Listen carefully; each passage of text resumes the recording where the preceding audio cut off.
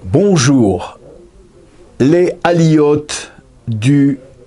XVIIIe siècle, les montées en Eretz Israël sur la Terre Sainte, en Eretz HaKodesh, au XVIIIe siècle. XVIIIe siècle, c'est à partir de l'année donc 1700. Le premier qui, à cette époque-là, montera en Israël, c'est-à-dire dans l'année 1700, c'est le fameux Rabbi Yehuda HaChassid. Et puis, à partir de cette aliyah où ce fameux Rabbi Yehuda HaChassid monte en Eretz Israël avec toute une équipe, toute une communauté qui le suit et qui est divisée en fait, puisque une partie vient d'Istanbul, une autre partie vient d'Italie, mais ils se rejoignent en Eretz Israël dans l'année 1700 autour de ce grand Rabbi Yehuda HaChassid. Que va devenir cette communauté? Eh bien, non seulement elle va fleurir, mais elle va créer un appel de plusieurs autres communautés qui viendront les rejoindre, et au cours du XVIIIe siècle, de nombreux juifs sont montés en Eretz Israël. Alors, quels sont les enjeux? Qu'on ne s'y méprenne pas, il ne s'agit pas du tout des mêmes motifs, des mêmes enjeux qui verront de très grandes vagues de juifs montés en Eretz Israël à partir du XIXe siècle, à partir de la moitié ou de la fin du XIXe siècle, et particulièrement avec le mouvement sioniste au XXe siècle. On ne parle pas jusqu'à la fin du XVIIIe siècle, on verra que les dernières années du XVIIIe siècle, oui, on va parler d'un mouvement que l'on pourrait dire pré-sioniste ou néo-sioniste, avec Napoléon, qui lui aussi aura ce rêve, cette ambition de régner sur le peuple juif selon des lois qui n'ont rien à voir avec le judaïsme, mais qui reprennent, à l'instar de ce que feront plus tard les sionistes, l'engouement du peuple juif pour la Terre Sainte, afin de ramener les Juifs sur leur terre et d'avoir un pouvoir sur eux. À l'époque de Rabbi Yehuda HaChassid, en 1700, ce n'est pas du tout la velléité des gens qui montent. Il s'agit d'exprimer un judaïsme de manière encore plus puissante, plus fervente. Il s'agit de gens qui croient profondément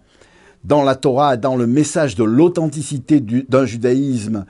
qui est respecté jusqu'au bout, à la lettre, sans aucun compromis. Et là, c'est pratiquement un vecteur qui porte le peuple juif dans le sens contraire de ce qui va pousser les vagues d'Aliyah qui vont être sous la férule des différents mouvements sionistes ou pré-sionistes, on va le voir, car avant la structure du mouvement par Theodor Herzl, il y avait déjà des prémices de juifs ou de personnalités juives qui, pour des raisons socialistes, pour des raisons d'émancipation, pour des motifs d'échapper aux contraintes du judaïsme, ont voulu se réunir et vivre une vie non juive en Eretz Israël. Ce n'est pas le cas, c'est exactement le contraire pour ces juifs et pour ces aliotes du XVIIIe siècle. Ce sont des aliotes qui ne peuvent pas concevoir le judaïsme autrement que de manière authentique, c'est-à-dire un judaïsme qui est attaché à sa définition, qui est d'être le support du peuple qui a été choisi par Dieu sur le mont Sinaï parce qu'ils ont accepté de pratiquer la loi édictée par le Créateur sur le mont Sinaï à la lettre avant même de la comprendre, et de l'étudier, certes, de mettre tout son cœur et son esprit pour pouvoir en comprendre les moindres détails, mais avant tout, être choisi en tant que peuple qui a eu ce trait de génie, ou même beaucoup plus puissant que ça encore, il n'y a peut-être pas de mots pour l'exprimer, en tout cas cette adhérence à ce Dieu créateur par l'obéissance qui passe avant la compréhension. C'est la définition du peuple juif, c'est cette loi pratiquée par ces juifs-là, cette façon d'être qui s'appelle le judaïsme, et c'est ça qu'ils veulent pratiquer de manière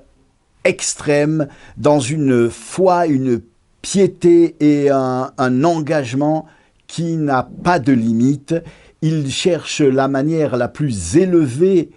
de rejoindre leur Créateur, et tout en participant à la réalisation de la création, qui est de vivre un judaïsme parfait sur cette terre, eh bien, l'endroit le plus adéquat, c'était la terre sainte, la terre sur laquelle les yeux de Dieu sont posés depuis le début de l'année jusqu'à la fin, et c'est ce que ces personnages illustres du judaïsme vont faire. Alors, les difficultés sont énormes, ce sont de très très grands sacrifices que ces gens font. Pour la plupart, il y a bien sûr quelques exceptions, mais pour la plupart, ils ne fuient pas l'antisémitisme, parce qu'il n'y a pas de raison de fuir dans des régions où la précarité politique, économique, sociale ne vaut guère plus que ce que subissent les Juifs en Europe ou dans les pays de l'islam à cette époque-là. Donc, on comprend bien qu'il s'agit en fait d'un mouvement qu'on peut définir comme mouvement religieux. La terre d'Israël est le centre de l'espérance d'un peuple qui désire vivre une vie religieuse la plus intense possible, et donc ils vont se diriger vers cet aimant de sainteté qui est la Terre Sainte.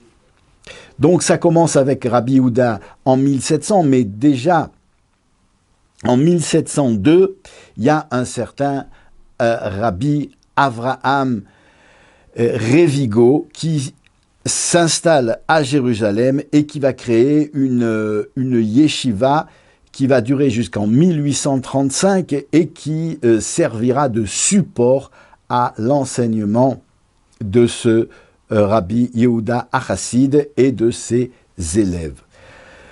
Quelques années après, 18 ans après, on se trouve en 1718,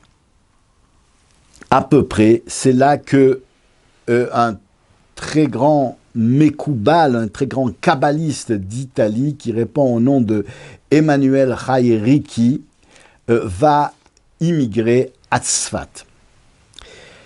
Il est un des élèves, il est un des férus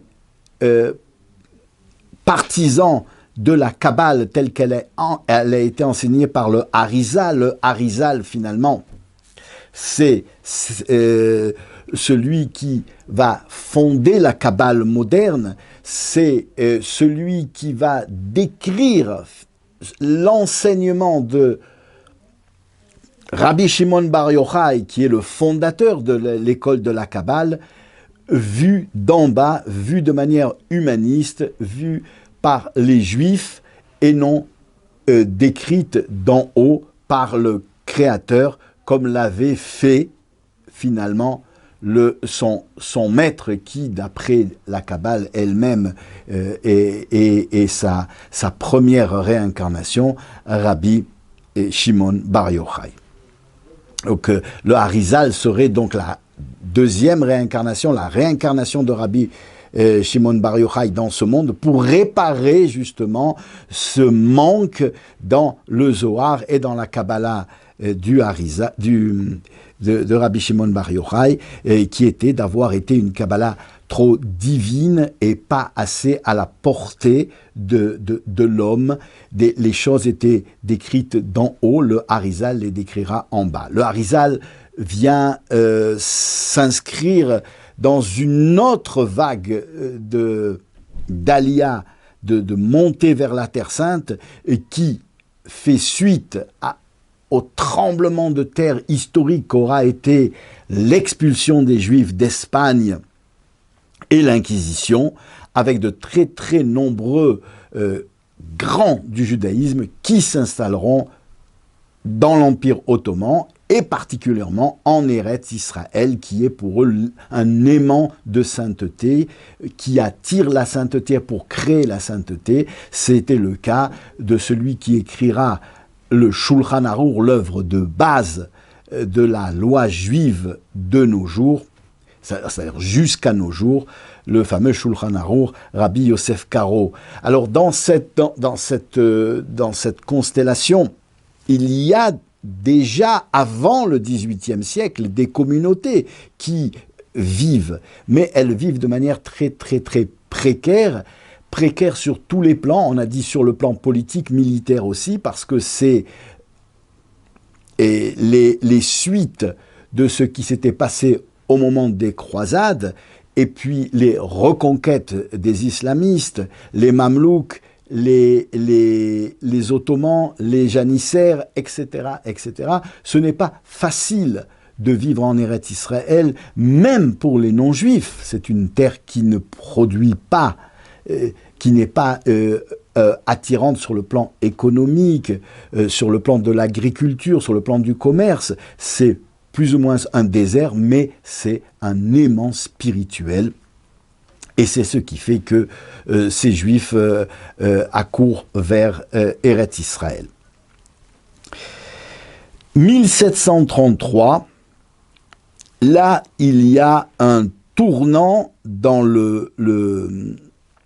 monde juif en général. C'est la fantastique révolution de l'épopée de la Chassidoute avec l'avènement de Rabbi Israël Baal Shem Tov qui, en Europe et dans le monde entier, en fait, mais ça partira de l'Europe, va réanimer l'âme du peuple juif qui vacille parce que l'impact terrible des persécutions matérielles et spirituelles de toute la période moyenâgeuse en a pratiquement fini avec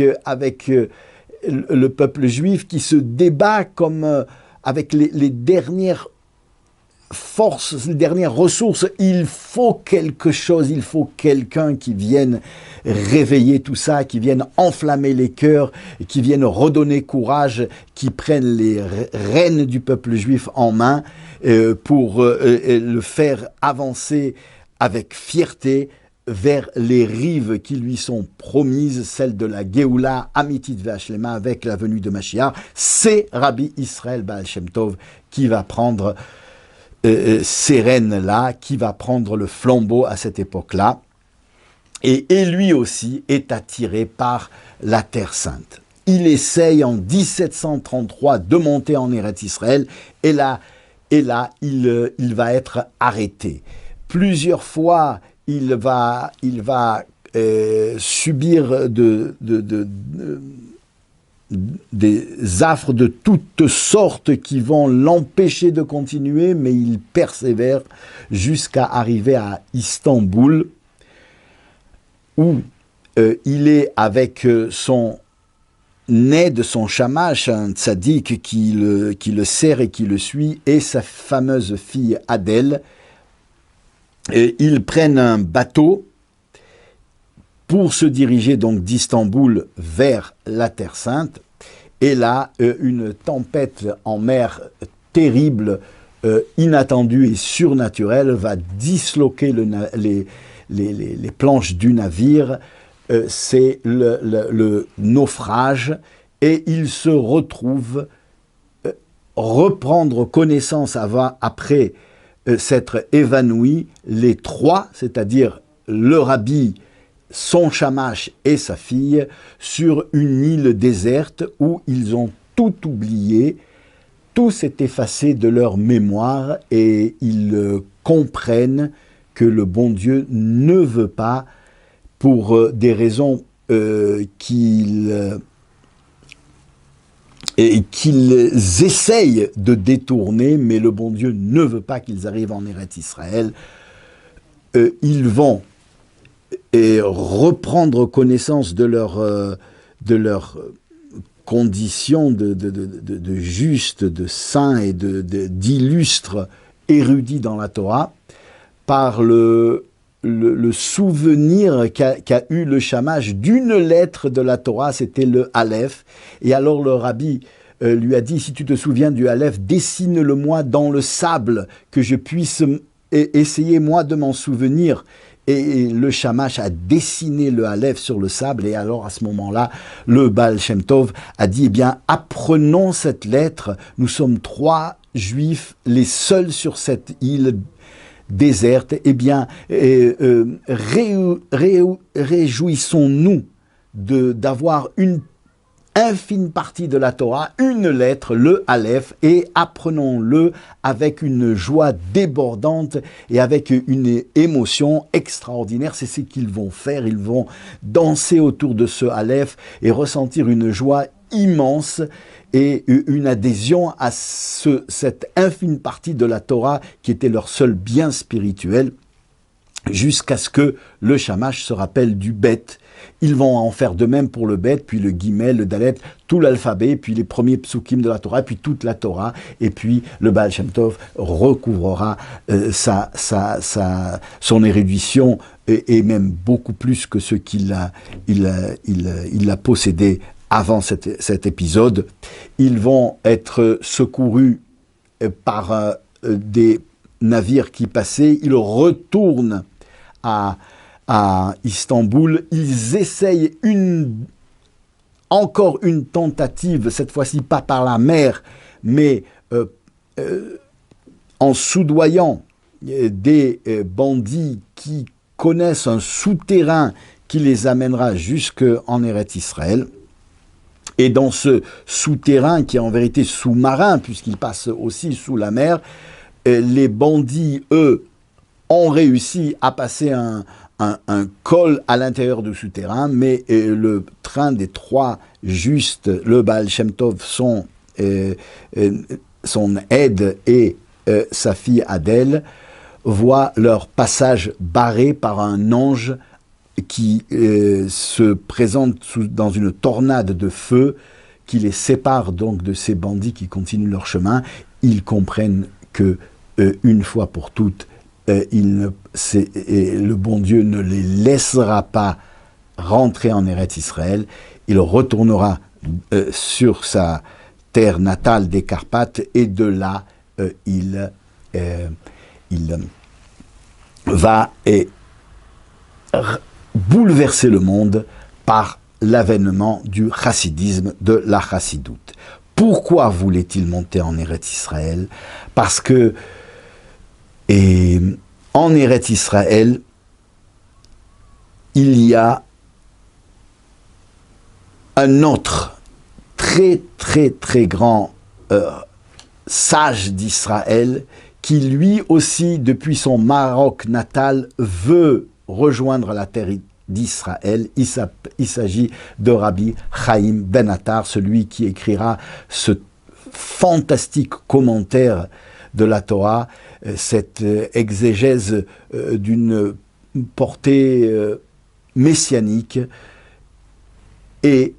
s'ils s'étaient rencontrés, les deux possédaient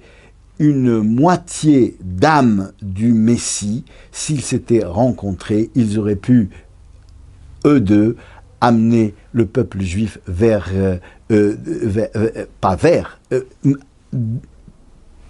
permettre au peuple juif de sortir de cet exil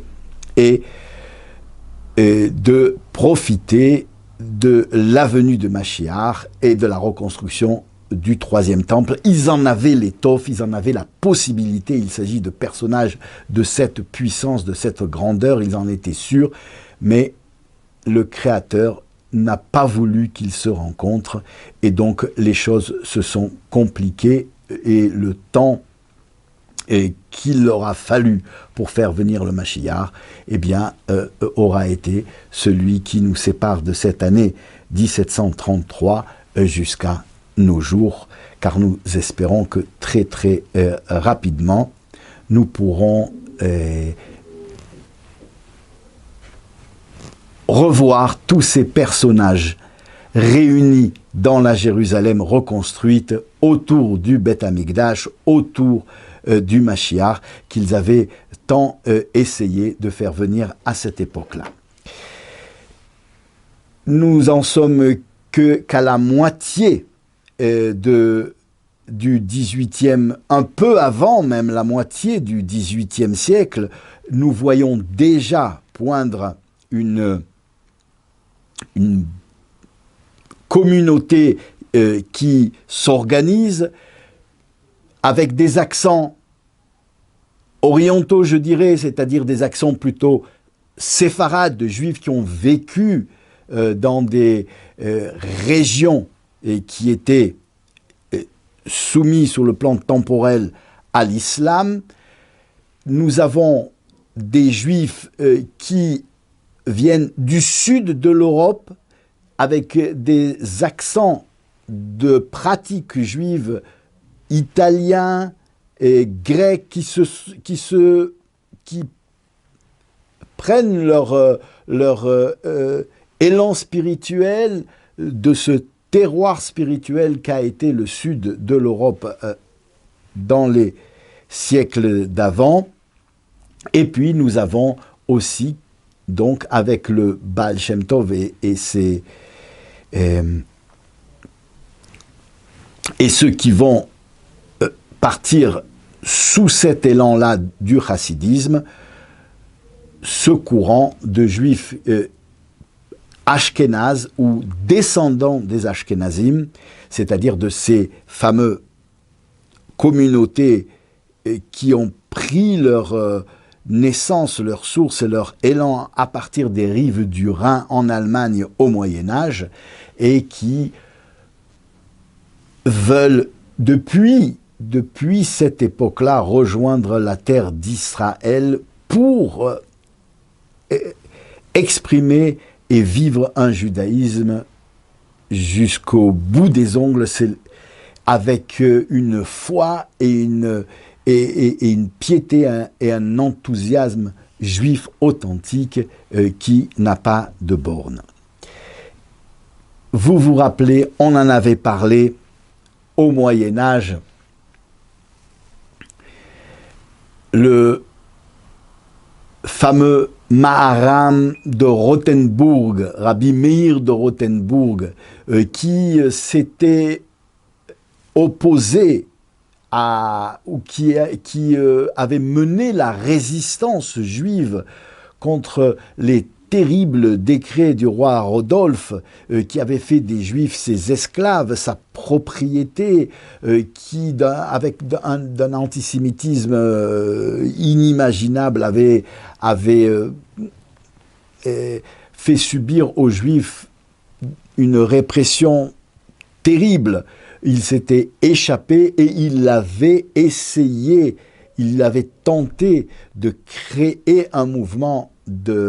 d'Aliyah, de monter en Eretz Israël pour se débarrasser du carcan de la chrétienté et pouvoir exprimer un judaïsme plein et entier, malgré la précarité des possibilités de s'installer en Eretz Israël. Il avait été arrêté, vous vous rappelez, par un train d'un noble français dont l'intendant était un juif renégat converti au christianisme qui a reconnu le Maharam de Rothenburg. Il avait été arrêté et jugé, et puis il finira sa vie dans les geôles